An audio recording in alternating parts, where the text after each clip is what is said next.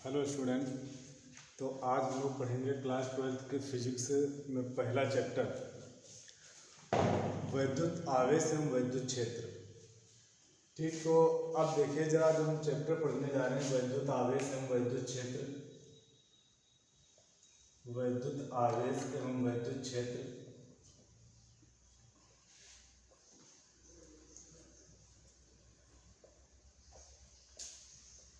देखिए जरा, इस चैप्टर में हम सबसे पहले देखिए पढ़ेंगे क्या। सभी को पता है कि जो परमाणु होते हैं ये अत्यंत छोटे छोटे कणों से मिलकर के बने रहते हैं और प्रत्येक परमाणु का अपना एक नाभिक होता है। प्रत्येक परमाणु का अपना एक नाभिक होता है। तो बात हम शुरुआत कर रहे हैं कहाँ से? परमाणु से। तो प्रत्येक परमाणु का अपना एक नाभिक होता है।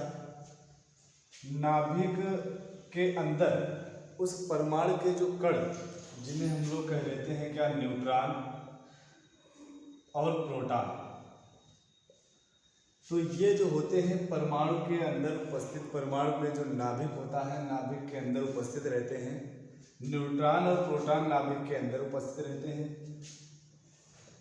और अगर बात की जाए इलेक्ट्रॉन की, तो इलेक्ट्रॉन की अगर हम बात करें भाई, जो परमाणु होता है, परमाणु का नाभिक होता है, नाभिक के बाहर कुछ वृत्ताकार कक्षाएं होती हैं जिनमें क्या करता है, ये इलेक्ट्रॉन गति करता रहता है। नाभिक के बाहर जो ये कक्षाएं होती हैं इनमें इलेक्ट्रॉन गति करता रहता है।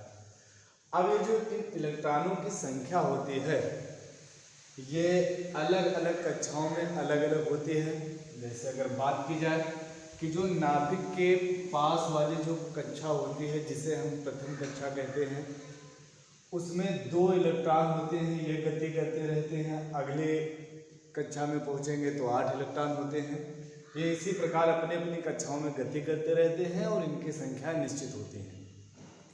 अच्छा, अब जरा इससे पहले जो बात समझ लेंगे आकर के, ये जो प्रोटॉन होता है और न्यूट्रॉन होता है, देखिए जो न्यूट्रॉन होता है, अगर इसके आवेश की बात की जाए, इस पर चार्ज कैसा होता है, तो हम क्या कहेंगे कि न्यूट्रॉन पर किसी भी प्रकार का कोई आवेश नहीं होता है। न्यूट्रॉन पर किसी भी प्रकार का कोई आवेश नहीं होता है। तो न्यूट्रॉन को हम लोग क्या कह लेते हैं? उदासीन। अब बात आती है भाई प्रोटॉन की और इलेक्ट्रॉन की। बात आती है प्रोटॉन की और इलेक्ट्रॉन की। पिछली कक्षाओं में आप पढ़ भी चुके हैं इलेक्ट्रॉन प्रोटॉन के बारे में, एक बार फिर से यहाँ पर देख लेंगे। देखिए जो प्रोटॉन होते हैं, प्रोटॉन पर जो आवेश होता है वो धन का आवेश होता है। तो प्रोटॉन पर हमें पता चल गया कि धनावेश रहता है। और अगर जो इलेक्ट्रॉन की बात करें, इलेक्ट्रॉन का जो चार्ज होता है नेगेटिव यानी ऋणावेश होता है। प्रोटॉन की बात हमें पता चली गई, प्रोटॉन पर जो चार्ज होता है पॉजिटिव धनावेश रहता है और इलेक्ट्रॉन पर कैसा होता है? ऋणावेश होता है। अब अच्छा जरा बात समझ लेंगे आकर के। देखिए धनावेश और ऋणावेश की अगर हम बात करें, यहाँ पर धनावेश और ऋणावेश की अगर हम बात करें आकर के, तो अब जरा बात समझ लेंगे आकर के। देखिए भाई धनावेश ये होता किस पर है? प्रोटॉन पर। और प्रोटॉन उपस्थित कहाँ पर होता है? नाभिक के अंदर, न्यूक्लियस में, नाभिक में उपस्थित रहता है। और नाभिक में दूसरा भी कोई था, न्यूट्रॉन। न्यूट्रॉन पर हमें पता है, अभी बताया गया था कि न्यूट्रॉन पर किसी भी प्रकार का कोई आवेश नहीं होता है। तो जब न्यूट्रॉन पर किसी भी प्रकार का कोई आवेश नहीं होता है, प्रोटॉन पर धनावेश होता है और यही दोनों उपस्थित होते हैं नाभिक के अंदर, तो हमें ये भी बात पता चल गई कि अगर भाई बोला जाए कि नाभिक कैसा होता है, धनावेश होता है या ऋणावेश होता है, तो हम कहेंगे कि नाभिक के अंदर प्रोटॉन और न्यूट्रॉन उपस्थित रहते हैं और प्रोटॉन पर धनावेश होता है, न्यूट्रॉन पर किसी भी प्रकार का कोई आवेश नहीं होता है। तो फिर हम कहेंगे कि जो नाभिक होता है वो भी हमारा कैसा होता है? धनावेशी होता है। ठीक, अब देखिए इसके बाद अगर बात की जाए इलेक्ट्रॉन पर जो आवेश होता है वो ऋणावेश होता है। देखिए ये जो इलेक्ट्रॉन होते हैं ये नाभिक के बाहर कक्षाओं में गति करते रहते हैं अब जरा बात इस समझ लेंगे आगे के। देखिए जो इलेक्ट्रॉन नाभिक के समीप वाली कक्षा में गति करते हैं, जो इलेक्ट्रॉन नाभिक के समीप वाली कक्षा में गति करते हैं वे प्रबल आकर्षण बल से, आकर्षण बल का भाई मतलब समझते हैं आप, आकर्षण का मतलब क्या होता है अपनी तरफ खींचे रहना, और प्रतिकर्षण का मतलब क्या होता है उन्हें दूर दूर करना, भगाना अपने पास से। तो ये देखिए ये आकर्षण बल से बंधे रहते हैं। आकर्षण का मतलब अगर इनके बीच आकर्षण बल ना लग रहा होता, देखिए भाई इस पर ऋणावेश हो गया, इस पर धनावेश हो गया, जब अलग अलग प्रकार के आवेश होते हैं, यहाँ पर जरा बात नोटिस करिएगा करके भाई, जब असमान आवेश होते हैं, असमान आवेश होते हैं यानी अलग अलग, एक धनावेश है दूसरा ऋणावेश है, तो इन दोनों के बीच जो बल लगेगा वो बल होगा आकर्षण का, वो बल काहे का होगा, आकर्षण का होगा। यानी असमान आवेशों के बीच आकर्षण बल लगता है और समान आवेशों के बीच प्रतिकर्षण का बल लगता है।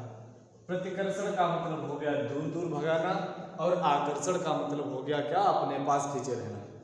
अब जरा एक बात ये भी समझ लेंगे आकर के कि भाई जब इनके बीच आकर्षण का बल लगता है नाभिक के बीच और ये प्रथम कक्षा में उपस्थित इलेक्ट्रॉन के बीच, अगर आकर्षण का बल लगता है तो इसको अपनी तरफ खींच लेना चाहिए। लेकिन अब जरा बात समझेंगे आगे के भाई। देखिए मान लिया कि अगर हमें किसी भी वस्तु को दीपक अपनी तरफ खींच रहा है और प्रशांत अपनी तरफ खींच रहा है, ठीक, किसी भी वस्तु को दीपक और प्रशांत अपनी अपनी तरफ खींच रहे हैं। अब देखेंगे हमने कहा कि अगर प्रशांत 7 न्यूटन के बल से इस वस्तु को अपनी तरफ खींच रहा होगा और दीपक जो है 5 न्यूटन के बल से अपनी तरफ खींच रहा होगा, तो हम क्या कहेंगे कि जो वस्तु होगी वो प्रशांत की तरफ स्थापित हो जाएगी। ये कॉमन सी बात है भाई, क्यों, क्योंकि जो प्रशांत बल लगा रहा है वो ज्यादा लगा रहा है किससे, दीपक से। तो अच्छा यहाँ पर हमने क्या देखा करके कि इनकी तरफ बल ज्यादा हुआ तो प्रशांत ने वस्तु को अपनी तरफ खींच लिया। लेकिन अच्छा अब जरा बात करेंगे आगे के, हम कहें कि अगर प्रशांत भी 5 न्यूटन के बल से वस्तु को अपनी तरफ खींच रहा होता और दीपक भी 5 न्यूटन के बल से वस्तु को अपनी तरफ खींच रहा होता, तो वस्तु की स्थिति में कोई भी परिवर्तन नहीं आएगा, क्योंकि इधर भी 5 न्यूटन का बल रहा जितने बल से खींच रहे हैं, इधर भी उतना ही बल लग रहा। जब बराबर बराबर बल लग रहा तो वस्तु स्थापित नहीं होती है। ठीक यहाँ पर भी हम देखेंगे आगे के कि इनके बीच जितना देखिए यहाँ पर धनावेश उपस्थित था उतना ही ऋणावेश उपस्थित था। जब दोनों के बीच धनावेश और ऋणावेश बराबर बराबर है, प्रोटॉनों की संख्या इलेक्ट्रॉनों की संख्या बराबर बराबर है, तो इनके बीच लगने वाला जो बल होगा वो संतुलन की स्थिति में आ जाएगा, जिस कारण क्या करते रहते हैं इलेक्ट्रॉन अपनी ही कक्षा में घूमते रहते हैं, ये नाभिक में नहीं गिरते यहाँ पर। अच्छा तो बात हमें करनी थी यहाँ पर किसकी, आवेश की। तो आवेश हमें पता चल गया 2 प्रकार का आवेश होता है, कौन कौन सा, धनावेश हो गया और कैसा हो गया हमारा, ऋणावेश हो गया। अब देखिएगा भाई, देखिए क्या कहने आगे के कि जिन पदार्थों में उपस्थित परमाणु में धनावेश और ऋणावेश उपस्थित होते हैं और इन परमाणुओं के अंदर उपस्थित इलेक्ट्रॉन, तो हम सीधी सी बात ये कहेंगे आगे कि जिस पदार्थ या में मुक्त इलेक्ट्रॉन गति करने वाले इलेक्ट्रॉन फ्री इलेक्ट्रॉन जिनमें उपस्थित रहते हैं उन्हें हम लोग क्या कह लेते हैं, चालक पदार्थ कहते हैं। तो हमें एक बात पता चल गया करके कि चालक बात क्या होती है कि जिनके अंदर क्या होता है मुक्त इलेक्ट्रॉन उपस्थित रहते हैं उन्हें हम लोग क्या कह लेते हैं, चालक पदार्थ कहते हैं। देखिए अब जरा बात इस समझ लेंगे आगे कि इसकी पहचान हम कैसे करेंगे आगे कि भाई मुक्त इलेक्ट्रॉन उपस्थित है या नहीं उपस्थित है। कहेंगे देखिए जिनमें मुक्त इलेक्ट्रॉन उपस्थित होंगे धारा का प्रवाह उन्हीं में किया जा सकता है, धारा का प्रवाह उन्हीं में किया जा सकता है जिनके अंदर मुक्त इलेक्ट्रॉन उपस्थित होते हैं। तो हमें चालक की बात पता चल गई कि चालक में क्या कहेंगे, मुक्त इलेक्ट्रॉन अधिक संख्या में यदि उपस्थित है तो चालक। जैसे बात कर ली जाए चालक पदार्थों की तो हम क्या कहेंगे आगे के, लोहा हो गया, चांदी हो गया, ठीक। ये इत्यादि पदार्थ जो होते हैं हमारे क्या कहलाते हैं, चालक। कुल मिलाकर के जिनमें हम क्या कह लें कि विद्युत धारा का प्रवाह कर सके, क्या कहलाता है, चालक पदार्थ कहलाते हैं। अब देखिए चालक के बाद अगर अचालक की बात की जाए तो हम क्या कहेंगे भाई, अचालक क्या होते हैं। तो अभी कहा था कि जिनमें मुक्त इलेक्ट्रॉन उपस्थित होते हैं चालक कहलाते हैं, और जिनमें मुक्त इलेक्ट्रॉन उपस्थित नहीं होंगे वो क्या कहलाएंगे, अचालक कहलाएंगे भाई। तो जिनमें मुक्त इलेक्ट्रॉन उपस्थित होते हैं चालक कहलाते हैं, और जिनमें मुक्त इलेक्ट्रॉन नहीं उपस्थित होते उनको हम लोग क्या कह लेते हैं, अचालक कह लेते हैं। अब देखिए इन दोनों के बीच की कड़ी एक और आ जाता है भाई, अर्धचालक। एक और आ जाता है क्या, अर्धचालक। तो अर्धचालक की अगर हम बात करें भाई, अर्धचालक क्या होता है, देखिए नाम से ही पता चल रहा, अर्ध माने आधा और चालक की तो बात समझ गए भाई। जो आधा चालक होता है वो क्या कहलाता है, अर्धचालक कहलाता है। जो आधा चालक होता है उसको हम लोग क्या कह लेते हैं, अर्धचालक कह लेते हैं। यानी अभी देखिए बताया गया था कि जिनमें मुक्त इलेक्ट्रॉन उपस्थित होते हैं, और अचालक में था जिनमें मुक्त इलेक्ट्रॉन उपस्थित नहीं होते हैं। तो अर्धचालक में हम क्या कहेंगे आगे कि इसमें कहा गया था कि देखिए धारा का प्रवाह हो जाता है चालक पदार्थों में, अचालकों में धारा का प्रवाह नहीं होता है। अर्धचालक में हम क्या कहेंगे आगे के भाई, देखिए अर्धचालक आधा चालक है तो फिर आधा क्या होगा भाई, आधा अचालक होगा। अगर आधा चालक है तो फिर आधा क्या होगा, अचालक होगा। लेकिन जरा बात समझ लेंगे आकर के, अर्धचालकों में चालक और अचालक दोनों का गुण है, परंतु क्या कहेंगे कि चालक का गुण ज्यादा होता है किससे, अचालक से। तो जिन पदार्थों में चालकता का गुण अचालकता से ज्यादा हो, अचालक भी हो और चालक भी हो, परंतु चालकता का गुण ज्यादा हो, चालक ज्यादा हो, तो ऐसे पदार्थों को हम क्या कह लेंगे आकर के, अर्धचालक कहेंगे। तो इनके लिए अगर हम कुछ एग्जांपल देख लें आकर के, कहेंगे जर्मेनियम, सिलिकॉन वगैरह जो होते हैं उन्हें हम लोग क्या कह लेते हैं, अर्धचालक पदार्थ कहते हैं। तो यहाँ तक की तो बात की आकर के हमने चालक और अचालक की और आवेश के बारे में हमने बात की। अब जरा देखेंगे आकर के, देखिए सबसे पहले हेडिंग शुरुआत करेंगे कूलाम का नियम।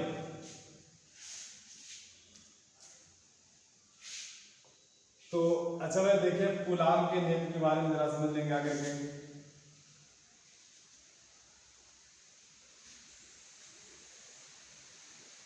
देखिए कूलाम के नियम में हम लोग क्या पढ़ेंगे आकर के,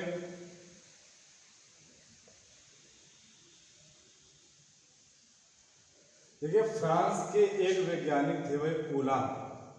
फ्रांस के वैज्ञानिक थे कौन, कूलाम। तो देखिए इन्होंने क्या बताया, इन्होंने ये जो आवेश अभी हमने बताया, बिंदु आवेश, इलेक्ट्रॉन, प्रोटॉन, इनके बीच लगने वाले बल का अध्ययन किया। किसने, कूलाम ने। और सन 1785 ईस्वी में इन्होंने अपना नियम प्रस्तुत किया, जिसे हम लोग क्या कह लेते हैं, कूलाम का नियम कहते हैं। तो इन्होंने, फ्रांस के वैज्ञानिक कूलाम ने 1785 ईस्वी में क्या नियम दिया था, जरा वो बात हम पढ़ लेंगे आकर के। देखिए इन्होंने क्या बताया, कहा किन्हीं दो बिंदु आवेश,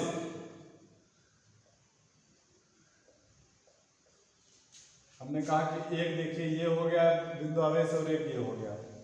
कहा इन दो बिंदु आवेशों के बीच, इस बिंदु आवेश को हमने मान लिया Q1 और इसको मान लिया क्या, Q2।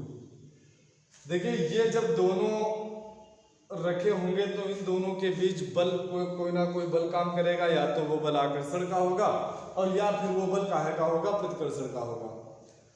तो कहा कि देखिए इन दो बिंदु आवेशों के बीच, और जो कूलाम ने इस बिंदु आवेशों के बीच लगने वाले बल के बारे में बताया था, वो बल कौन सा था, आकर्षण का बल था।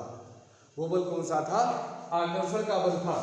तो इन्होंने बताया क्या, कहा किन्हीं दो बिंदु आवेश Q1 और Q2 जो हमने मान लिया कि एक दूसरे से स्मॉल r की दूरी पर रखे हुए हैं, एक दूसरे से स्मॉल r की दूरी पर रखे हुए हैं। तो इन्होंने कहा कि इन्हीं दो बिंदु आवेशों के बीच लगने वाला वैद्युत बल, किन्हीं दो बिंदु आवेशों के बीच लगने वाला वैद्युत बल जिसको हमने लिख लिया करके वैद्युत बल, इलेक्ट्रिक फोर्स को हमने Fe से लिख लिया। कहा किन्हीं दो बिंदु आवेशों के बीच लगने वाला वैद्युत बल इन आवेशों के गुणनफल के समानुपाती होता है। इन आवेशों के गुणनफल के समानुपाती होता है। कौन? वैद्युत बल। अच्छा, हमने इसको दे दिया इक्वेशन नंबर फर्स्ट। देखिए दूसरी बात क्या बताएगी भाई, कहा यही बल बिंदु आवेशों के बीच लगने वाला वैद्युत बल, अगर इनके दूरी पर बात की जाए, दूरी पर किस तरीके से निर्भर करेगा, कहा कि इनके बीच की दूरी के वर्ग के व्युत्क्रमानुपाती होता है। किन्हीं दो बिंदु आवेशों के बीच लगने वाला वैद्युत बल बिंदु आवेशों के गुणनफल के समानुपाती तथा उनके बीच की दूरी के वर्ग के व्युत्क्रमानुपाती होता है। ये नियम प्रस्तुत किया किसने? कूलाम ने प्रस्तुत किया। तो हम लोग इस नियम को क्या कह लेते हैं? कूलाम का नियम कहते हैं। अब जरा देखेंगे आगे कि यहाँ पर हमें समानुपात का, कहीं पर भी यदि हम समानुपात का चिन्ह हटाते हैं तो वहाँ पर एक नियतांक लगाएंगे, नियतांक का प्रयोग करेंगे, उस नियतांक का मान निश्चित होता है। ठीक, यहाँ तक की बात हम आज यहीं तक रखेंगे। आगे की बात जो है अगले वीडियो में आपको बताई जाएगी। और ये बात जरा आप समझ लीजिएगा भाई, जो भी बात हम बताते चल रहे हैं यहाँ पर, जो भी आपको पढ़ाया जा रहा है, आप नोट्स बनाते रहिए और आपको जो लिखने वाला काम है वो आपको PDF बना करके दे दिया जाएगा, उससे आप लिख लेंगे। ठीक, फिलहाल आज के लिए इतना।